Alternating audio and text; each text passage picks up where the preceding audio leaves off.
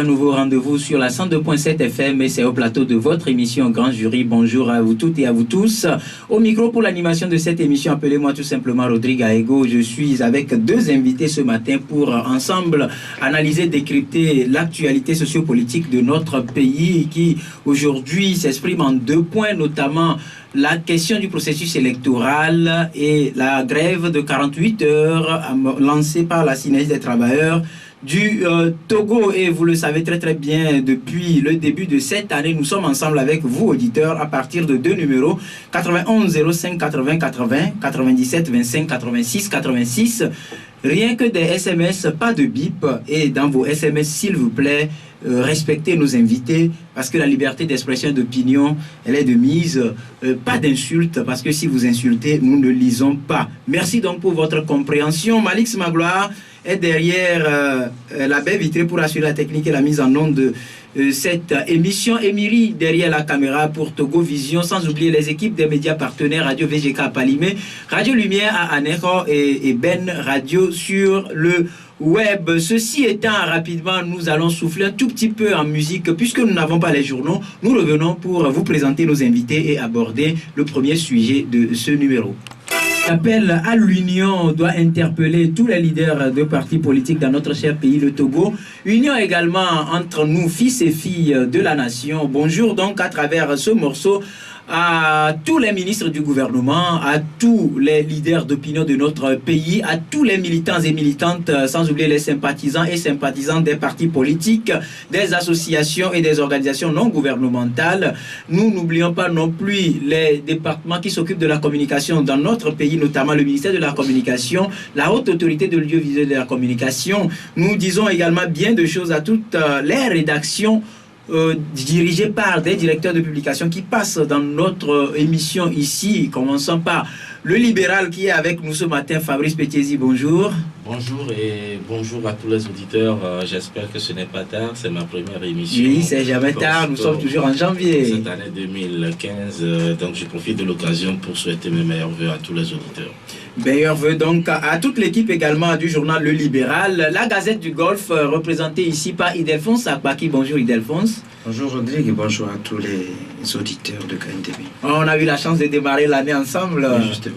Voilà, donc nous disons également bien de choses à tous ceux qui nous suivent dans les différents quartiers de Lomé et environ, que ce soit à Palimé, que ce soit à Anéro ou encore dans le monde entier. Bonjour à vous toutes et à vous tous, Togolaises et Togolais qui êtes à la diaspora. Bonjour donc, et vous le savez très très bien, nous sommes ensemble depuis quelques moments maintenant. Et pour vous, nous avons créé la page Facebook de l'émission Grand Jury. Juste, vous n'avez qu'à taper Grand Jury dans le moteur de recherche de votre explorateur et rapidement vous tombez sur la page de l'émission pour vos commentaires. Vous y trouvez également les sujets à discussion et les invités qui seront en studio avec nous. Ceci étant, rapidement, vous n'êtes sans savoir que depuis le 20, la révision ou l'opération de révision des listes électorales est démarrée dans notre cher pays, le Togo, donc lançant ainsi un virage important dans le processus électoral. Nous allons en parler avec nos invités, c'est d'ailleurs le premier sujet. Et ceci étant, rapidement, on va demander à Fabrice, depuis le 20, les Togolais sont invités à aller se faire enrôler. Ceux qui ont perdu leur carte doivent aller se faire délivrer des duplicata. Ceux qui, entre-temps, sont déplacés doivent également aller faire, en ce qui leur concerne, tout de leurs possibilités pour avoir une carte leur donnant le quitus de jouir du droit de vote lors de la présidentielle prochaine. C'est vrai que pour cette fois-ci, la mobilisation, elle n'est pas tellement... Et les gens parlent de manque de communication de la CENI. Qu'est-ce que vous en dites? Oui, manque de communication, surtout quand on prend la CENI, la façon dont elle s'est organisée en 2013 avec les législatives, où il y a eu quand même des partenariats avec des médias où les messages passaient régulièrement. Il faut dire que cette CENI, cette année, on retrouve pratiquement tous les partis politiques, aussi bien de l'opposition que du pouvoir au sein de cette CENI. Sans oublier la société civile. Sans oublier la société civile et puis un représentant de l'administration. Donc c'est une CENI où on retrouve tout le monde.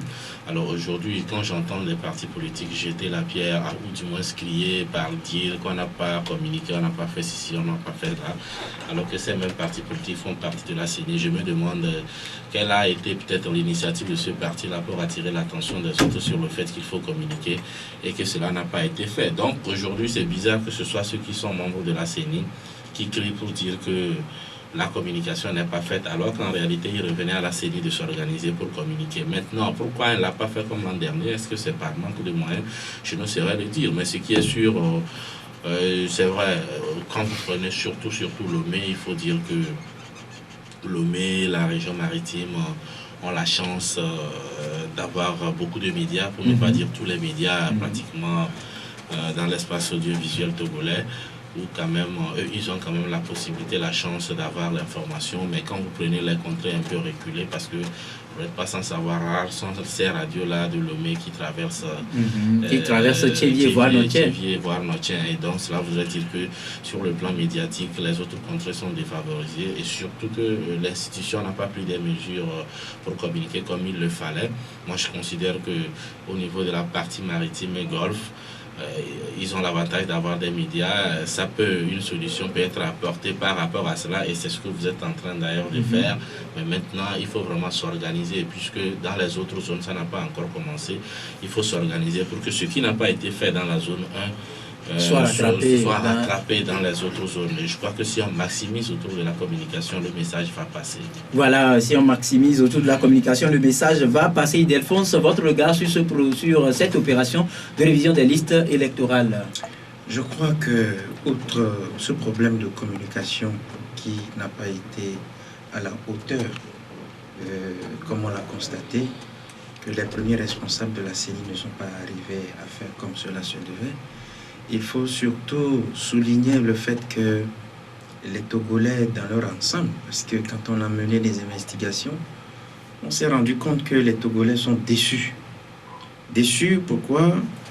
Parce que bon nombre disent que quand ils vont aux élections, le résultat que ces élections donnent ne sont pas des résultats qui sont issus des urnes. Je veux être un peu clair.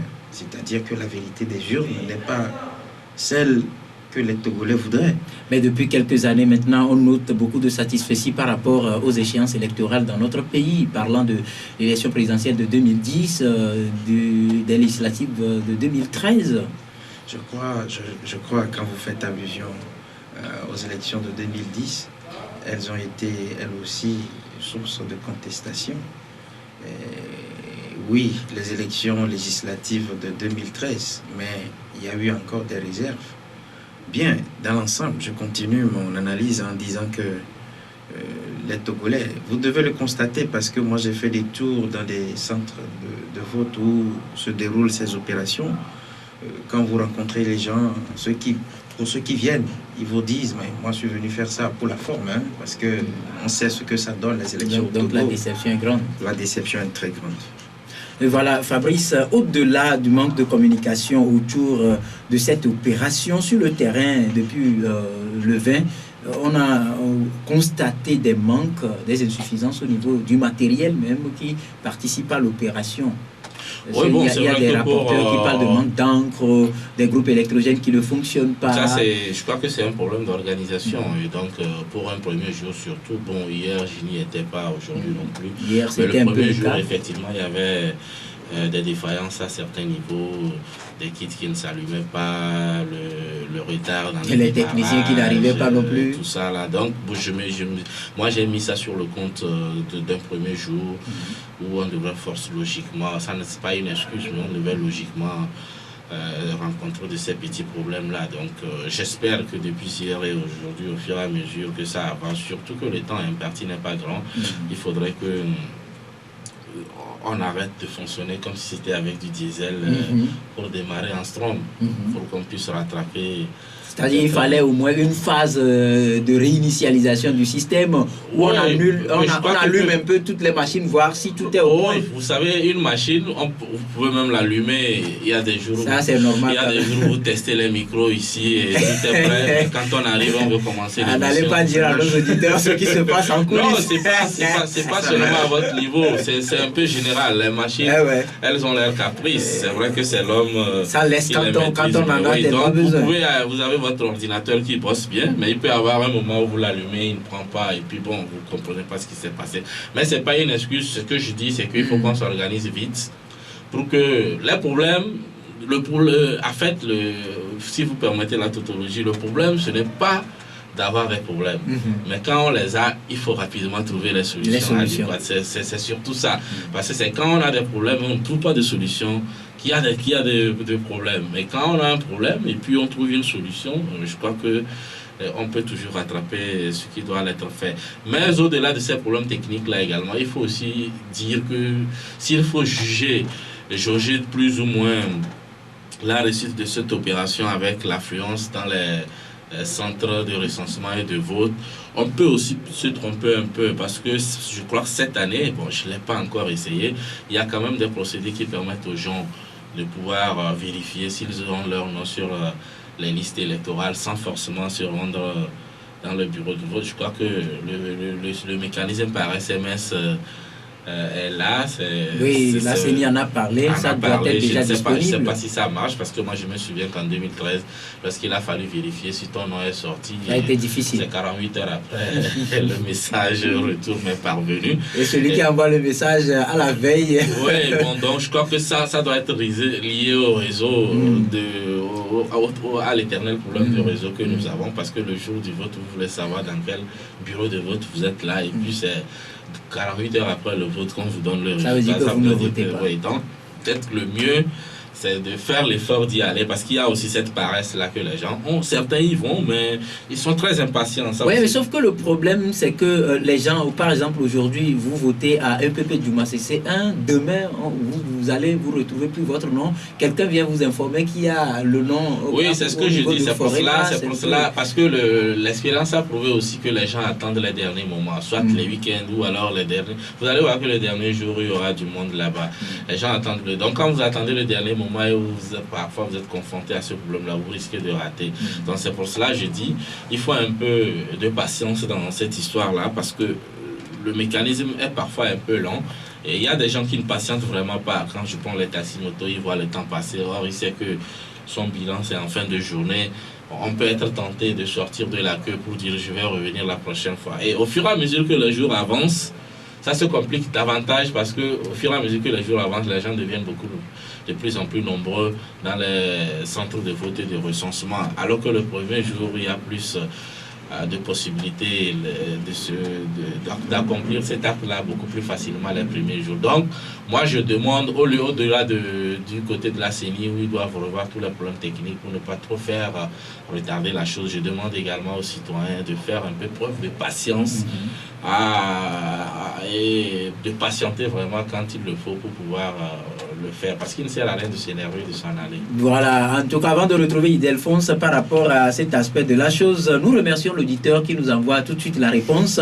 Ça marche ce processus, car je l'ai essayé par rapport au SMS, et donc on va convier tous les Togolais à essayer et vite aller s'enrôler, parce que tous les partis engagés dans le processus appellent tous les Togolais à le faire. Ildefonse, rapidement par rapport à ces petites difficultés matérielles.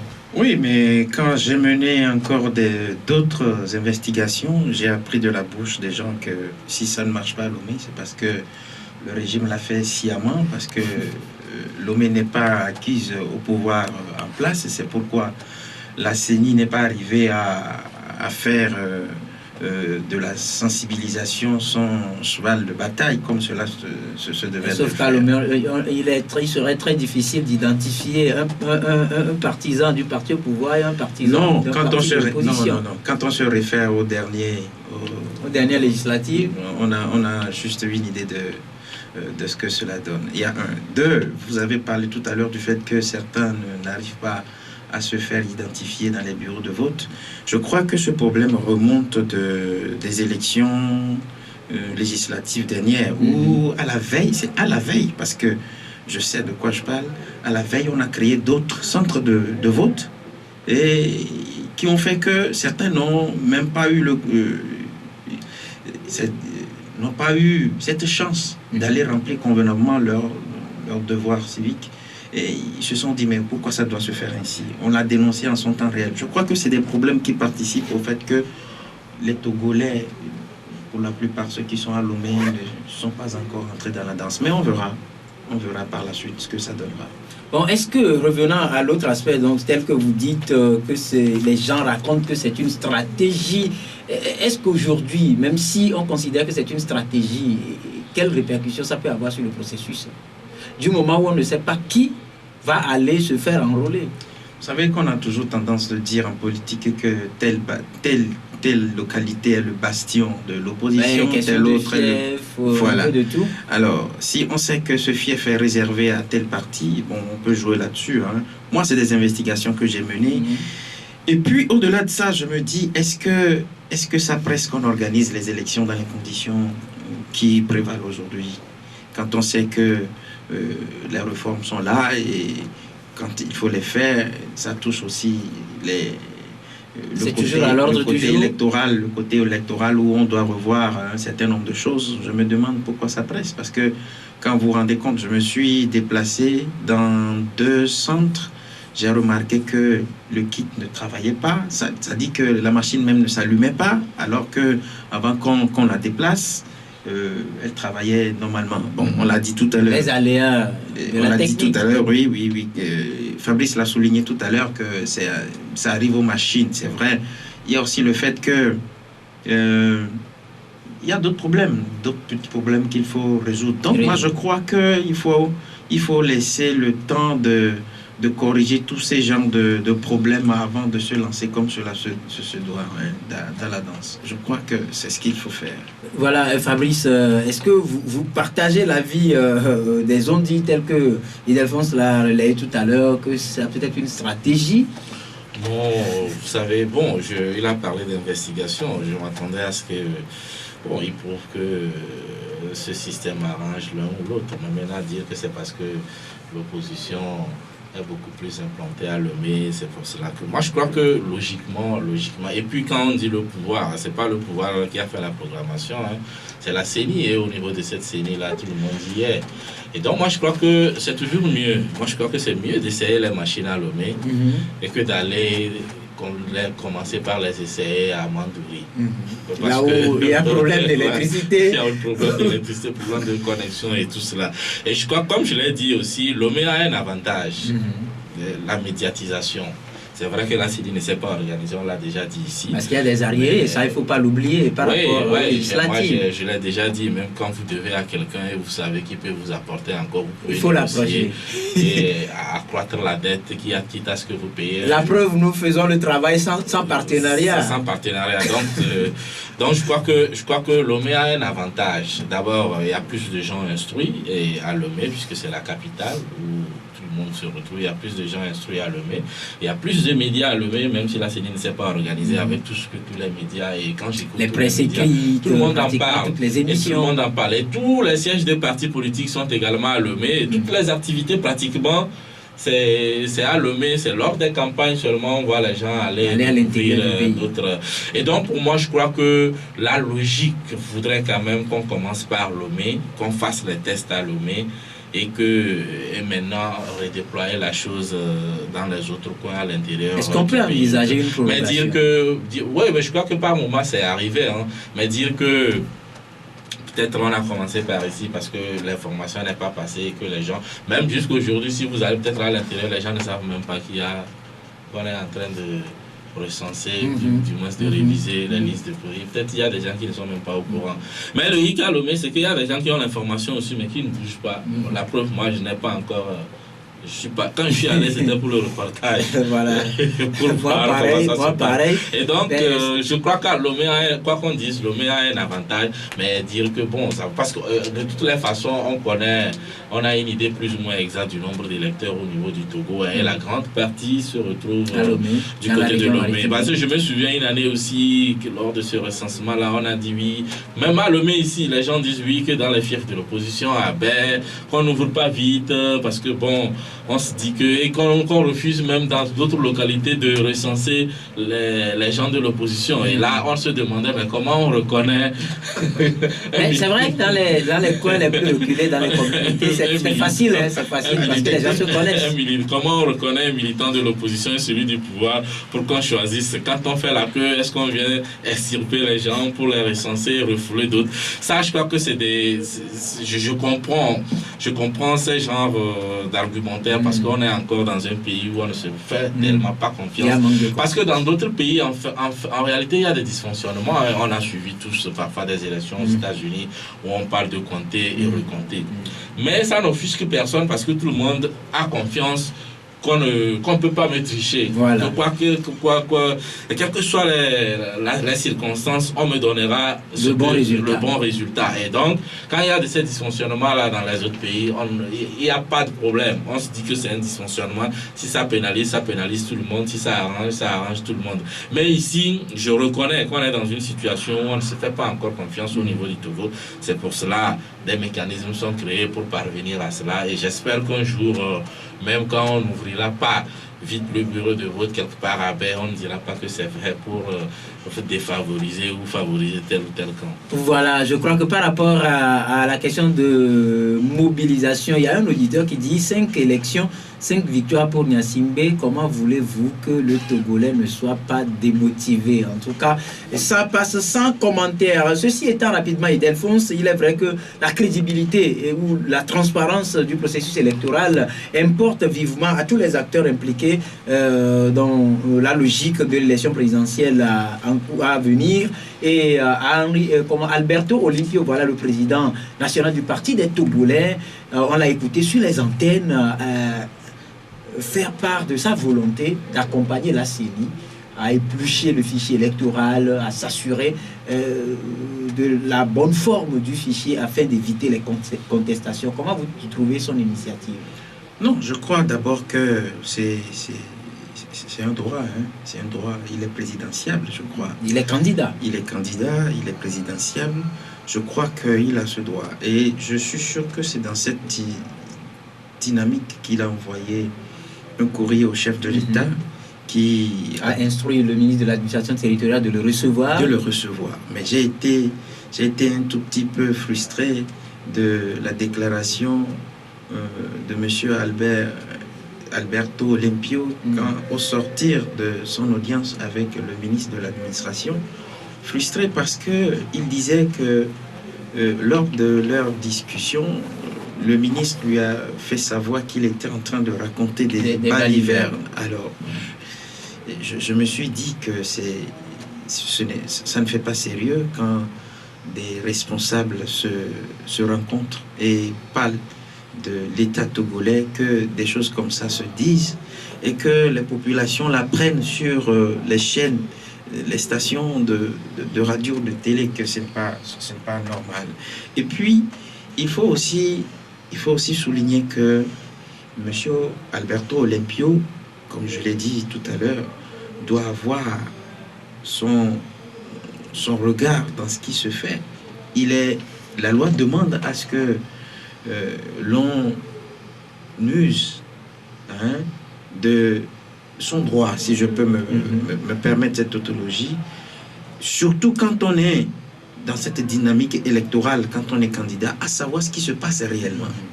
Puisque vous n'êtes pas sans savoir qu'aujourd'hui se pose un problème de cartes d'électeurs, cartes d'électeurs qui ont été commandées. Le président de la CENI dit qu'il n'a jamais commandé de cartes. Alors, on parle de 700 000 cartes qui ont été commandées par qui?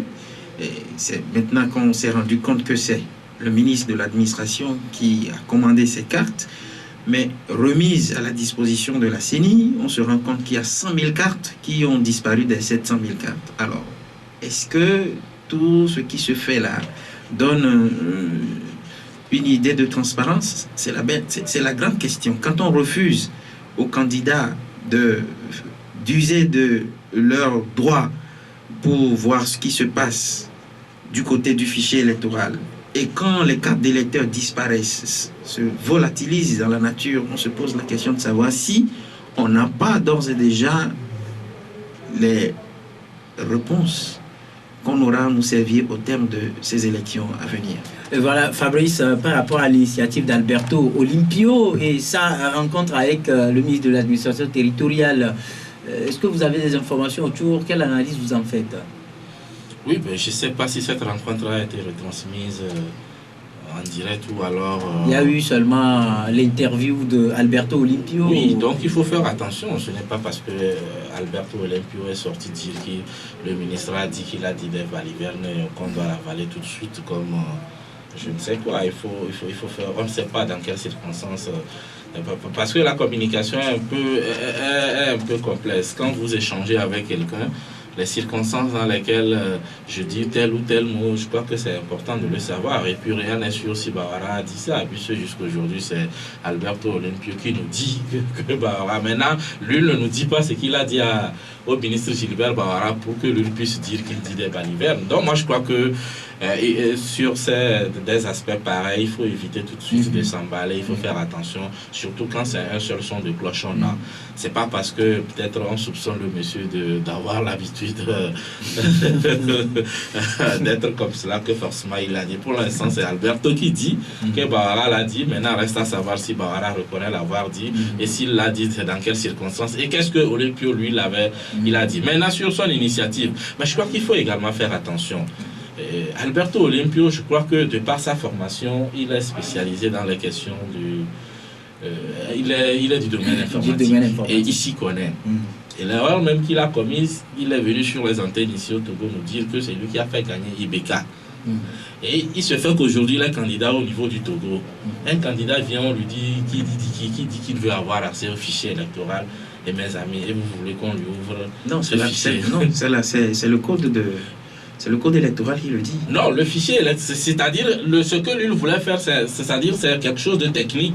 C'est-à-dire c'est quelque chose de technique. Il veut entrer là-dedans pour voir est-ce que en tant que citoyen, est-ce que moi je peux me lever aujourd'hui? Ce sera en présence des techniciens de la CENI. Non, mais et surtout que le gars a même déjà dit que c'est lui qui a façonné les choses au niveau du Mali et IBK a gagné. Et il est candidat aujourd'hui. Et vous nous dites qu'on lui laisse le fichier. Est-ce que moi, citoyen aujourd'hui, je peux me lever pour aller dire bon, rassembler les... Est-ce que tous les citoyens peuvent le faire? C'est ça le problème. C'est pas aussi parce qu'il est candidat, parce qu'il est Alberto Olimpio. Si c'est des offres techniques qu'il veut faire à la CENI, bon, je crois qu'il n'a qu'à souscrire. Il a parlé d'une équipe, c'est-à-dire un travail collégial avec la CENI. Justement, mais maintenant, est-ce que tous les citoyens togolais peuvent se lever tous les matins, aller à la CENI, on leur met à leur disposition les gens techniques de la CENI pour dire je veux voir le fichier, je veux voir le fichier. Est-ce que tous les Togolais peuvent le faire? C'est pas parce que lui, il est Alberto Olimpio. Mais tous les Togolais ne sont pas candidats. Mais justement, c'est-à-dire qu'il ne revient pas, s'il est candidat, il est candidat à une élection. Et ce que quand vous prenez la logique de Alberto Olimpio, c'est qu'il dit qu'il s'y connaît dans le domaine. Il sait comment ça se passe et tout cela. Et il nous dit que c'est lui qui a façonné le truc au niveau du Mali avec IBK et IBK a gagné. Et maintenant, il vient ici, il est candidat, et il veut également qu'on lui laisse façonner le fichier. Pour qu'il gagne. Moi, je crois que sa démarche, s'il n'était pas candidat et il proposait son expertise à la CENI, quitte à la CENI de voir... en quoi il pourra être utile. Mais dans la mesure où il est candidat, il ne peut pas, du fait qu'il soit candidat, ça éclipse du coup son côté technique que tout le monde reconnaît, puisque c'est son domaine. C'est un peu cela, à mon avis. En tout cas, un auditeur qui nous suit très bien écrit ceci: plus il y aura de la démotivation, plus les résultats seront les mêmes et ne nous plaignons point. Raconter des balivernes n'est pas une insulte. En tout cas, c'est l'auditeur qui le dit. Ceci étant rapidement aussitôt lancé comme processus, comme opération de révision des listes électorales, l'opposition appelle tous les Togolais à aller se faire enrôler. Alors que d'aucuns disent qu'ils s'attendaient à ce que l'opposition dise sans réforme, pas d'élection. Vous savez que je ne sais pas la dynamique de l'opposition togolaise. Je ne sais pas. Parce que, comme vous le dites, j'ai entendu les gens dire que il faut qu'on fasse les réformes d'abord avant qu'on aille aux élections. Bien, si aujourd'hui l'opposition se joint au gouvernement, à la CENI pour demander aux citoyens togolais qui sont en âge de faire valoir leurs droits civiques d'aller s'enrôler, C'est dans la droite ligne quand même de leur rôle en tant que parti politique également. Il faut le situer ainsi, mais il faut savoir ce qu'ils ont derrière la tête. Parce que une chose n'est pas de dire que je veux quelque chose et son contraire à la fois. Et donc, moi, je ne comprends pas trop. Il faut s'approcher des premiers responsables de l'opposition pour leur demander ce qu'ils veulent réellement. Et puis, revenons un tout petit peu sur cette expression « raconter des balivernes ». Je crois que c'est une injure. Hein. Quand je discute avec toi et que tu me dis « allez, vas-y, tu me racontes des balivernes », je crois que c'est une insulte. Et je crois aussi que le ministre de l'administration est un abonné au vulgaire. J'en ai pour preuve quand il a dit que les premiers responsables du CST sont des badauds. Vous voyez un jeu Sajavon qui atteint... Ouais, il n'a pas dit ça. Ah bon? Ouais. Il a dit que ce sont les badauds qui étaient... C'est maintenant, non. Je crois que... Non, que ce sont les badauds qui sont... Tu sais que le ministre, dans un premier temps, présentait des excuses à ses collègues. Il a traité les militants de l'opposition de badauds. Non. Je pense sur ce coup. Bon, est-ce que c'était bien quand même des citoyens togolais qui peuvent du jour au lendemain devenir ministre de l'administration? Est-ce que ce n'est pas un peu péjoratif? Non, attends, et puis le mot badaud, revenons-en. Quand tu es journaliste, on dit il y a un accident, on dit bon, vous êtes allé sur le lieu de l'accident, il y avait des badauds. Mais c'est quoi un badaud? C'est des gens qui viennent voir un truc où ils sont quelque part où en réalité ils sont attirés par un spectacle. Mais maintenant, le problème c'est qu'il a traité les militants de l'opposition de badauds. C'est-à-dire que il veut dire qu'en fait, c'était pas des militants de l'opposition qui étaient venus, mais c'était des badauds qui étaient venus. Or, il se fait que c'était les militants de l'opposition, donc c'est eux les badauds, mais je crois pas que c'était destinés aux responsables. Bon. Je crois que ce sont les opinions de Fabrice. Sinon, dans un premier temps, le ministre lui-même a présenté après des excuses aux premiers responsables du CST. Bien, pour ce qui concerne M. Alberto, qui aurait dit qu'il a fait gagner IBK, je crois que il faut jusqu'à preuve du contraire demander à M. Alberto comment il a fait pour faire gagner M. IBK, et ne pas le faire priver de son droit quand il est dans son pays, quand il jouit de son droit en tant que citoyen togolais. Je crois aussi que la loi l'autorise à savoir ce qui se fait là-bas. J'ai entendu le confrère Fabrice dire qu'il voulait pénétrer le travail même qui est fait au niveau du fichier électoral. De façon technique. De façon technique. Alors, moi, je n'ai pas cette partie de l'information. J'irai la chercher. Et pour clôturer ce que j'ai à dire par rapport, venons encore à l'expression, le ministre peut user de son droit de réponse quand il sait comment dans son compte, parce que c'est une autorité de l'État, il ne peut pas se faire marcher dessus quand on ment dans son compte. Donc je crois que jusqu'à preuve du contraire, il n'a pas encore fait. Donc il ne dit rien consent. Voilà. Voilà. Et puis, si le ministre Bawara doit user de son droit de réponse tout ce qu'on vient de dire, si chaque matin il doit user de son droit de réponse, je ne sais pas ce qui va se passer. Hein. Mais ce que je voudrais dire, moi je m'adresse à un confrère, c'est juste pour dire, c'est un seul son de cloche. C'est possible que le ministre Bawara l'ait dit, mais je suis toujours prudent. Dans quel contexte? Et je suis toujours prudent pour dire que je n'ai qu'un seul son de cloche. Je n'ai pas non plus appelé Bawara pour lui demander, ben voilà, vous avez dit à M. Alberto Limpio qu'il a fait des mais je n'ai pas encore fait cette démarche, donc je prends la chose avec des pincettes. Voilà, la chose avec des pincettes. On va clôturer ce sujet avec, si vous avez peut-être un mot à l'endroit des Togolais ou des leaders de partis politiques, parce que le processus est déjà enclenché et à l'allure où vont les choses, on ne peut que s'attendre vaille que vaille à une élection présidentielle dans notre pays. Oui, moi je crois que je l'ai écrit. J'ai dit qu'avec cette révision des listes qui a commencé, c'est une de grandes enjambées vers l'organisation du scrutin présidentiel. Il n'y a plus l'ombre d'aucun doute. Alors tout à l'heure, mon confrère ne semblait pas comprendre un peu la démarche de l'opposition qui au même moment appelle à des réformes et participe à l'organisation de ce scrutin. Moi, je crois qu'aujourd'hui, il faut avoir le courage de dire aux gens, surtout à ceux qui veulent aller à des élections, de faire preuve de réalisme. Et donc, ça ne sert à rien de perdre du temps à s'accrocher à des réformes ces réformes-là, on commence par douter en fonction de la date de la présidentielle. Moi, je crois qu'il faut faire preuve de réalisme, et ceux qui veulent prendre le départ de la course à la présidentielle, qui s'organisent pour y aller, parce que s'ils attendent des réformes, je l'ai toujours dit, ces réformes, ça concerne aussi la CENI, notamment la parité au niveau de cette CENI et tout cela. Mais aujourd'hui, ils sont là-bas, le processus est déjà lancé. Et il ne faudrait pas que les gens perdent leur temps en s'approchant. Les réformes, tout le monde en parle. Mais il faut le consensus à l'heure actuelle pour pouvoir le faire. Et on a l'impression qu'on ne parle pas le même langage. Donc, il vaut mieux faire preuve de réalisme et considérer que les élections seront faites. Ça, c'est moi qui le dis, ça m'engage. Considérer que ces élections-là, on a plus de chances de les avoir sans les réformes qu'avec les réformes. Et maintenant, chercher à savoir s'il n'y a pas de réforme, qu'est-ce qu'il faut faire pour atteindre l'objectif que les uns et les autres poursuivent. Voilà, en tout cas, oui, Ildefonse. Non, mais moi, j'attends de voir. Je n'ai rien à dire, j'attends de voir. Rien à dire. Alors, on va essayer d'observer une courte pause et revenir pour le second sujet qui concerne la synergie des travailleurs du Togo.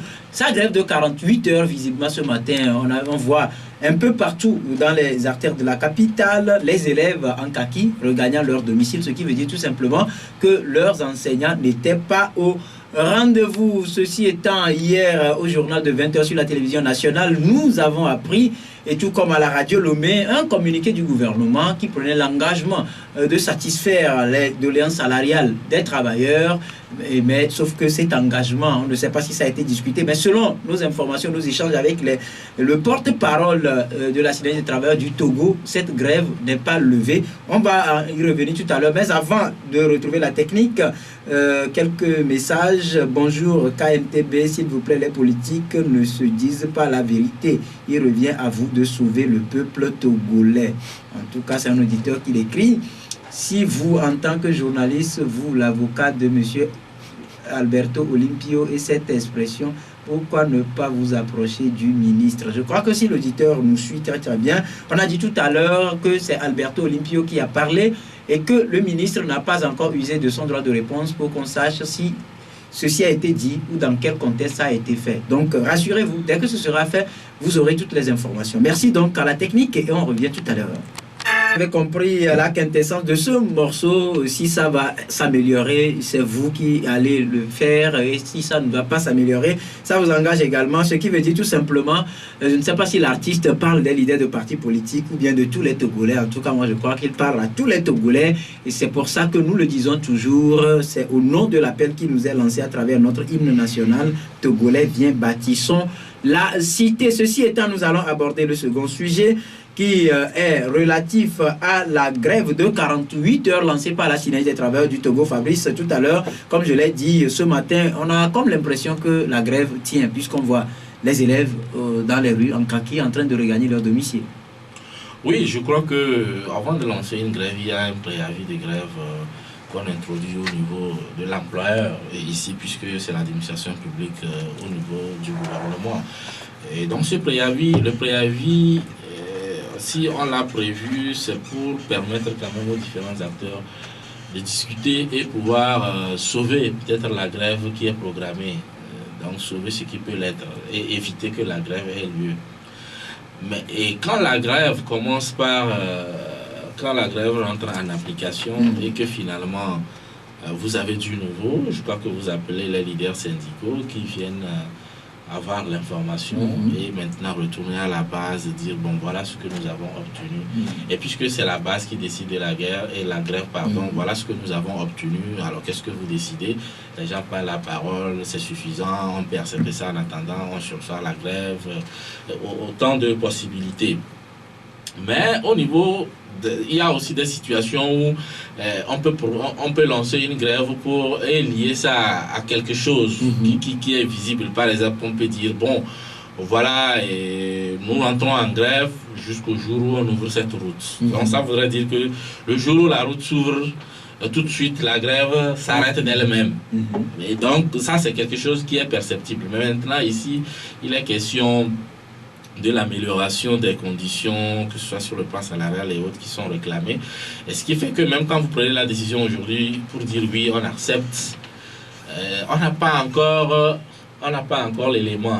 Donc je crois qu'il fallait s'attendre à ce qu'aujourd'hui, cette grève-là continue parce que c'est la base qu'il avait décidé et il revenait à la base de lever cela. Les leaders syndicaux pouvaient à travers les médias le lever également, mais comme je l'ai toujours dit, nous sommes dans un pays où on ne se fait toujours pas confiance. Vous allez vous permettre d'aller à la télévision togolaise dire que bon, voilà, après les discussions, vous signez un truc, qu'on passe et vous demandez aux gens de reprendre le service alors que c'est l'Assemblée générale qui leur avait demandé d'aller en grève. Et donc tout de suite, il peut y avoir des suspicions pour dire, bon, est-ce qu'on ne vous a pas corrompu pour venir dire ce que vous dites là? Et si par malheur, ce qui a été, la nouvelle décision qui a été prise à un moment donné n'est pas mise en exécution, vous voyez que tout de suite vous êtes grillé à jamais. Et donc je crois que c'est un peu ça la situation. Aujourd'hui, le gouvernement, avec la décision qu'ils ont prise, moi je crois que s'il y avait possibilité de la prendre, il fallait la prendre beaucoup plus tôt, dans le temps, au moment où le préavis était lancé, au moment des discussions, pour qu'on évite d'aller à la grève qui coûte vraiment énormément cher aussi bien à l'État qu'aux syndicats. Voilà, et par rapport à ça, est-ce qu'on peut parler de changement de stratégie, puisque récemment, quand il s'est agi de la diminution, la baisse des prix des produits pétroliers à la pompe, la plateforme Action contre la vie chère a maintenu sa grève. Parce que se disant non satisfaite par rapport à la baisse, aujourd'hui on voit la synergie, le gouvernement qui sort un communiqué pour prendre l'engagement de verser plus de 900 millions en termes pour améliorer la situation salariale des agents, mais la grève s'observe. Vous savez, quand il faut parler du gouvernement togolais, moi j'ai été très prudent et très sceptique. J'ai toujours voulu voir les choses se traduire dans les faits avant de prendre l'engagement, avant de dire que oui, ça se fera. Surtout que le gouvernement togolais est spécialiste dans la fuite en avant et le dilatoire, dans la roubladise. On parle de manque de moyens, mais sans savoir que débourser plus de 900 millions, c'est pas de l'eau à boire. Vous savez que si je m'en tiens à l'analyse faite tout à l'heure par Fabrice, les responsables de la STT ne se sont pas levés un bon matin pour déclencher une grève. Et je crois savoir que cette grève,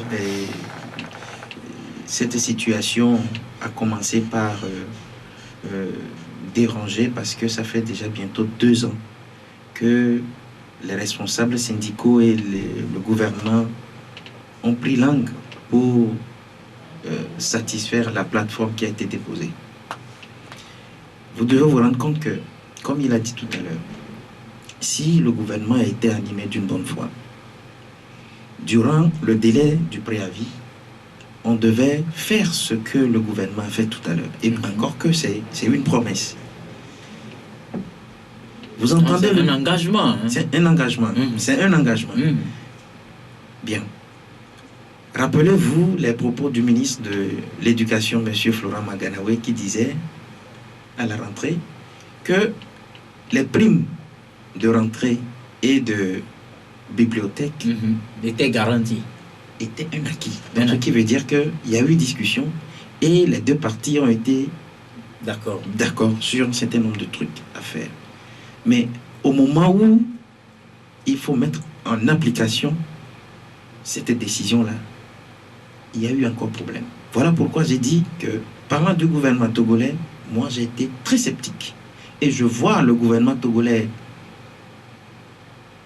mettre en application ce qu'il a pris comme engagement avant d'applaudir. Je crois aussi que le gouvernement togolais est spécialiste, je l'ai dit tout à l'heure, dans le dilatoire. Pourquoi attendre la veille pour prendre un communiqué disant que voilà, nous avons décidé de verser 909 millions, puisque c'est le montant qui a été donné. Quand on sait qu'en amont, on devait le faire. Vous avez dit tout à l'heure qu'il n'y avait pas de moyens. Mais s'il n'y avait pas de moyens, je suis sûr que le chef de l'État ne nous dira pas que les richesses du pays sont Vous comprenez? C'est juste une minorité qui en profite. Alors, on a des richesses qui doivent profiter à tous les Togolais, mais c'est une minorité qui en profite. La conclusion, c'est qu'aujourd'hui, le Front social est en ébullition. Et je crois aussi que dans cette histoire de grève des travailleurs, il y a un problème de gouvernance qui se pose. Il faut, à la lecture de tout ce qui se passe, que les couches sociales se rebellent, battent le pavé, s'insurgent, crient leur ras-le-bol avant que le gouvernement ne s'exécute. Aujourd'hui, il a fallu que la STT durcisse le ton pour que le gouvernement accepte de prendre encore un engagement. Et on sait très bien en face du gouvernement togolais ce que c'est qu'un engagement de verser 909 millions. Je crois qu'il est temps qu'on mette fin à ces genres de choses pour que la précarité dans laquelle végète le travailleur togolais soit corrigée, pour que la paix et la joie gagnent les cœurs. Je crois sincèrement que le gouvernement togolais peut mieux faire. Voilà un message qui nous est arrivé. Pourquoi le gouvernement joue toujours au médecin après la mort? Les travailleurs ne demandent que des augmentations salariales et des atouts. Point barre. Pourquoi c'est toujours dans la nuit que le gouvernement fait ses communiqués? Fabrice.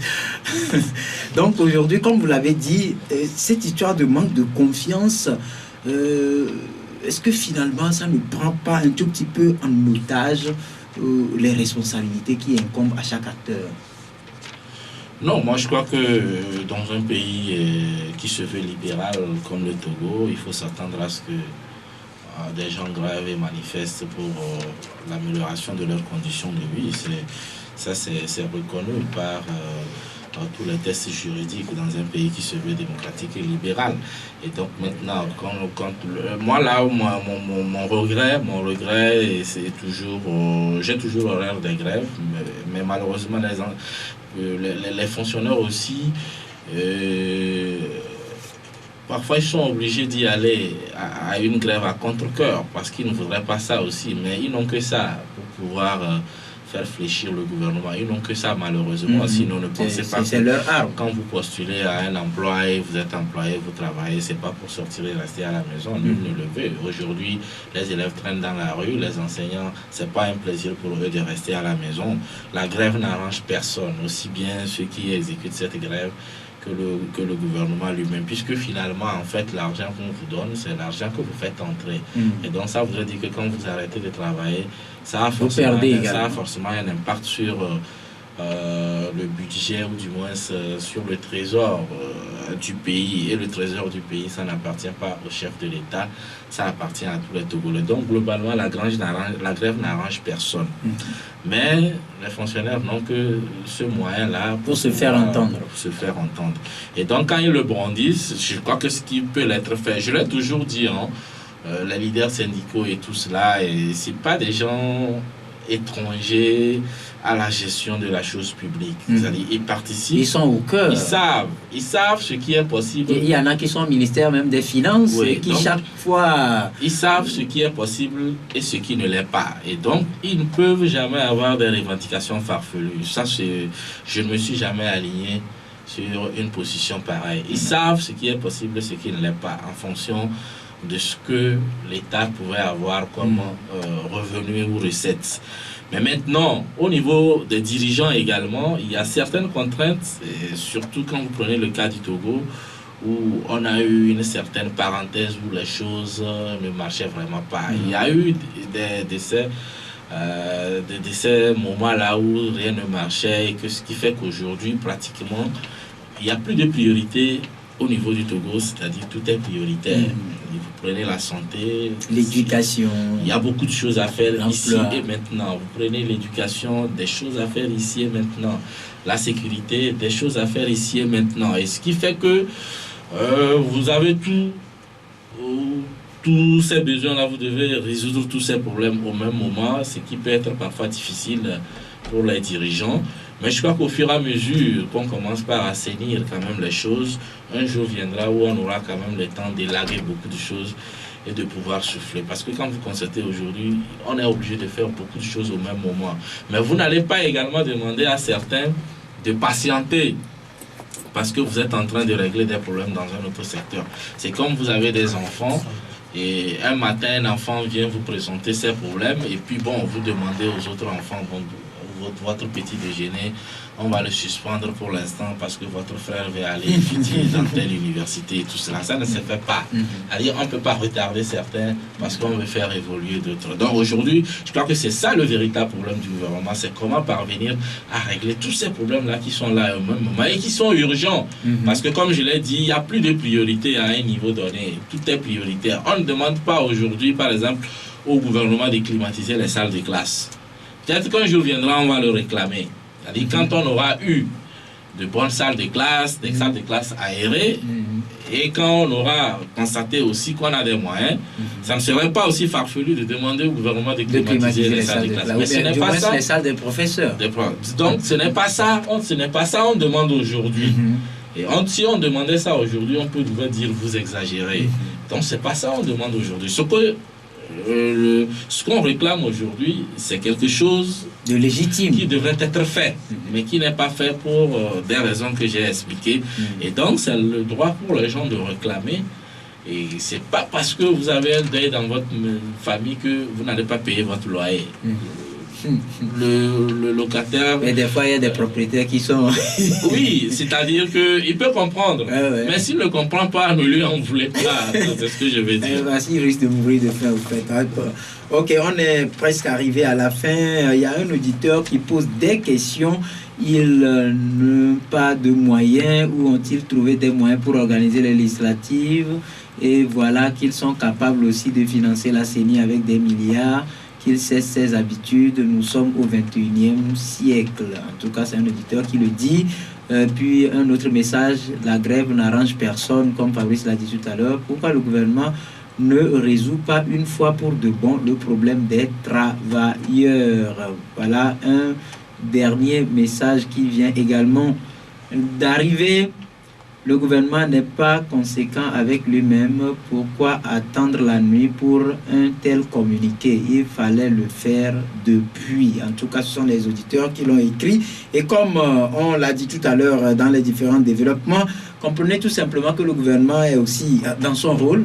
Les travailleurs sont aussi dans leur rôle.